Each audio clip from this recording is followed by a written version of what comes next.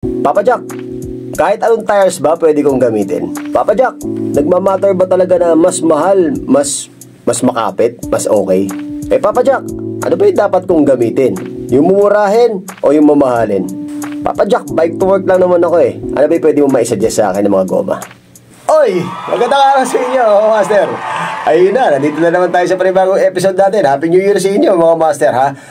Kung kayo ay may ride, itong 2025, make the most of it. Tandaan nyo, mga master, hindi natin alam kung ano yung mga mangyayari sa mga susunod pang buwan, sa mga susunod na taon. Kaya hanggat maaari, i-enjoy natin ang pagbibisikleta. Tayo man mag-isa o may kasama tayo. Kung napanood yung intro natin, baka nakaka-relate ka dun. Yun ang pag-uusapan natin ngayon, master. Kaya kung interesado ka rito, standby ka lang. At huwag mo kakalimutan mag-subscribe, tsaka mag-follow sa TikTok natin, tsaka sa FB page natin. Nag-upload din tayo doon. Nagbibigay din tayo ng mga tips na hindi natin na ibibigay sa YouTube channel natin. Alright? Kung interesado ka rito, huwag ka nang aalis. Saglit lang to.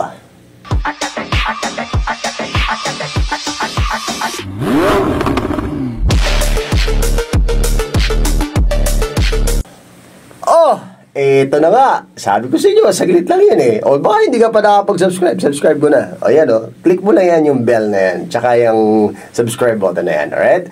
Anyway, marami kasi nagtatanong, mga master, hindi pa rin sila familiar pagdating sa goma na gagamitin nila. Ang totoo, tama, depende yan sa kung paano mo ginagamit ang bisikleta mo at kung anong genre ng bisikleta mo, alright? Kung ikaw ay naka-MTB, syempre, kung ikaw ay naka-gravel bike, kung ikaw ay naka-road bike, may specific dyan na goma na dapat mong gamitin. At kung MTB ka, not necessarily may knobs. Kasi marami ng genre ngayon, marami ng hybrid na nilabas ang MTB. Marami ng style, marami ng weapon ang ginamit, ang na-create sa MTB. Meron dyang hybrid, merong XC, merong crit setup. So, marami yan. Marami pa rin pagdating sa MTB. So, depende na lang sa pangangailangan mo kung saan mo gagamitin yung bisikleta mo na yan. Alright? Pero syempre, may bike to work din naman tayo mga kaibigan na MTB ang gamit. At yung iba naman, mas komportable sila sa gravel bike o sa road bike. At meron niyang corresponding na goma, mamahalin man o mumurahin. Ngayon, sasabihin ko sa inyo kung ano yung mga dapat nyo bang gawin, dapat nyo bang bilhin para hindi naman kayo masaktan sa bulsa or mapahamak sa goma na bibilhin nyo. Dapat alam nyo rin yung goma na bibili nyo. Siyempre, magsisimula muna tayo sa MTB. Kung ang MTB natin, mga master, kung tayo ay halimbawa, gaya ng tanong kanina, ano ba yung bibili niyang tires pag nagba-bike to work siya? Pagka mga ganyan, master, hindi mo naman kailangan ng mamahalin. Kahit yung wired lang na goma, okay na yun kasi mas mura yung wired. Mas affordable yun. At the same time, makamasa yun. Hindi mo naman kailangan pilitin yung sarili mo na bumili ka ng mamahalin na Maxxis na folding kung hindi mo naman kaya. Diba? So, kaya gumawa si Maxxis or si CST, si Chaoyang, sino pa ba? Si Gravel King, hindi, si Gravel King pala, hindi, si Mountain, si Continental pala. May mga ginawa siya na goma na pangmasa. Doon ka na lang muna pumunta kung sakaling ikaw ay nagba-bike to work. At kung ikaw ay hobbyist lang, halimbawa, hobbyist ka lang naman, gusto mo every Saturday, every Sunday nagbike ka, short ride lang naman ang gusto mo, okay na yung okay lang yung wired. Hindi mo kailangan magmamahalin kasi the more na mas mamahalin yung goma na gagamitin mo pagka nagba-bike to work ka, mangyayari niyan, mauubos yan at sayang naman, di ba? Although, syempre, may kagaangan yon. Syempre, folding tires yun, magaang talaga yun. Medyo masarap ipadyak yun. Pero kung pag-uusapan natin is affordability, okay na rin naman yun. Durability, okay na rin naman yon. Kasi kung bibili ka ng halimbawa, yung mga mamahalin, nasa 4,000 ng pares, yung mga affordable na wired, makakabili ka ng 1.1, 1.2. Diba? Yung Maxi Space, yung CST, Chaoyang, makakabili ka niyan eh. Diba? Depende sa size na kailangan mo. Makakabili ka niyan. So, better yet, kung ikaw ay bike to work, hobbyist, weekend rider, yun na muna gamitin mo kung ikaw ay naka-MTB ha. Pag ikaw naman ay naka-XC, naka-Crate, or kahit papano yan, nangangailangan ng specific na specific na goma. Kung ikaw ay naka-hybrid, kailangan ang gamitin mo dyan is mga 700C.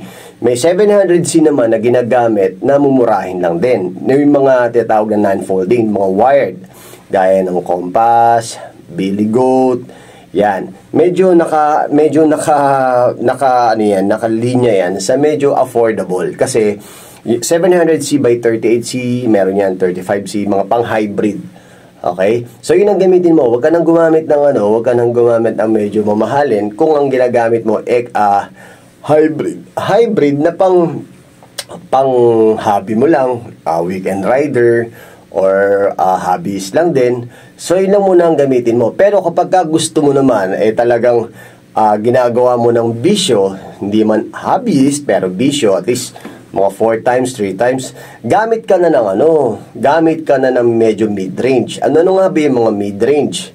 Gamit ka ng mga folding na mga Rambler, Gravel King, 40C, at least mga 40C, o kaya gamit ka ng basta magagaang kung ano yung swak sa budget mo.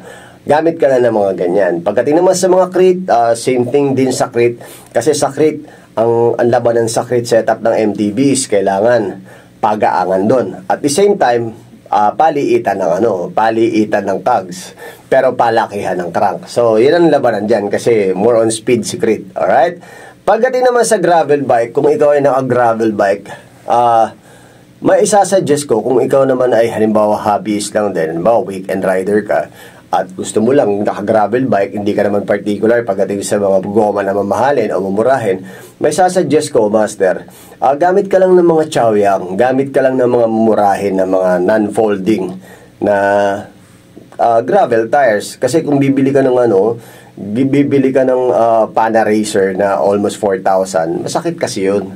Tapos mauubos mo lang din ng hindi mo namamalayan, diba? So kung gagamit ka halimbawa medyo particular ka na gusto mo ito lang yung budget mo doon, gamit ka ng Chaoyang, gamit ka rin ng CST, yung mga pinagpalitan ng mga bagong bike, mga hunting ganon, yung mga pinagpalitan ng mga bagong bike, yung CST o kaya yung Compass, yan, gamit ka niyan.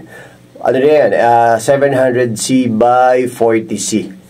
Bukod doon, hindi na tataas yung iba pa kasi mas may presyo yun. Unlike pag naka 40C ka, pwede mo nung pang araw-araw, pang laspagan. Magkano lang yung pares doon? 1.1, 1.2, makakakuha ka nun. So kahit papano, hindi masakit sa bulsa, di ba? Kung ikaw man ay hobbyist, kung ikaw man ay bike to work, the best na yun, makakakuha ka ng the best na yun. Tapos, kung ikaw naman ay naka road bike, depende sa pinaggagamitan mo sa road bike ha. Kung sa road bike ang ginagamit mo sa road bike folding, medyo masakit 'yon kung pang araw-araw. Pero kung halimbawa naman hobbyist ka, talagang medyo 3 times a week ka, 4 times a week ka, gamit ka ng mga GP na Continental. Meron silang ginagamit for roads na ensayo. Si Maxis, ganun din. Pwede kang gumamit ng refuse, pwede kang gumamit ng marami kang pwedeng gamitin sa kanya. Kung ako sa inyo, kapag gumamit kayo sa road bike kasi pagaangan, ang pinaka-the best, gumamit na kayo ng folding para at least ma-maximize nyo yung gaang ng road bike nyo.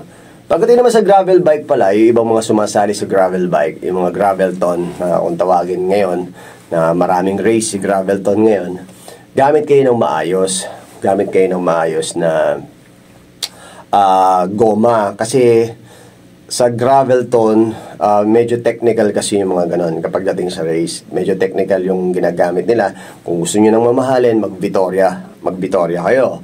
Kung sakto lang yung budget nyo, mag-rambler lang kayo, at least mga 42C. Kasi alam ko 45C lang yata ang sagad doon, o 42C sa Gravelton. So gamit lang kayo ng ganon para at least quality pa rin yung gomang gagamitin nyo.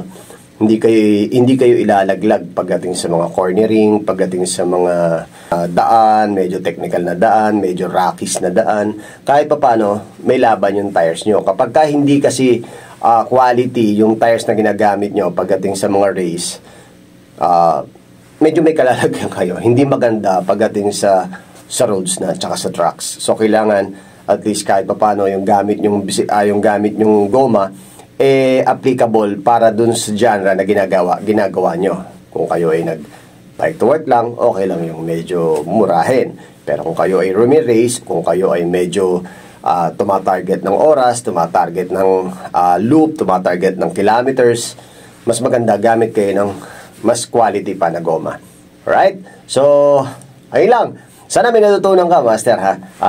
Quick lang yon para at least medyo updated ka pagdating sa mga goma na gagamitin mo. Tandaan nyo, kapag gagamit kayo ng goma, kung kayo ay nasa kabundukan, gumamit kayo ng knobby tires. Okay? Kapag gusto nyo ng mabilis at more on road kayo, kung kayo ay naka-MTB, gamit kayo ng cross country or fast rolling na tires. Napakarami niyan. Alright? Kung kayo naman ay naka-gravel bike, gamit kayo ng mga gravel king, gamit kayo ng medyo knobby tires. Kung kayo naman ay kumakarera, gamit kayo ng mas dekalidad na tires para at least suportado lahat ng gagawin nyo sa pagbibisikleta nyo. Okay, pagka kayo ay naka-road bike, same thing pag naka-road bike. Pinaka the best, i-maximize nyo yung power at i-maximize nyo yung good handling at the same time yung gaan ng bisikleta nyo, ng road bike nyo, para kung gagamit kayo ng goma nyo, magko-compensate yung frame nyo pati yung inyong goma. Right? Maraming salamat. Palaging tandaan, ako po si Papa Jack at palagi nagpapaalala sa inyo, palawakin ang kaalaman, mahihirapan na hindi susuko. Ako po si Papa Jack at narito ako sa Bike Talk with Papa Jack. Alright? Palaging tandaan, humingi sa Diyos ng gabay para sa ating paglalakbay. Ciao.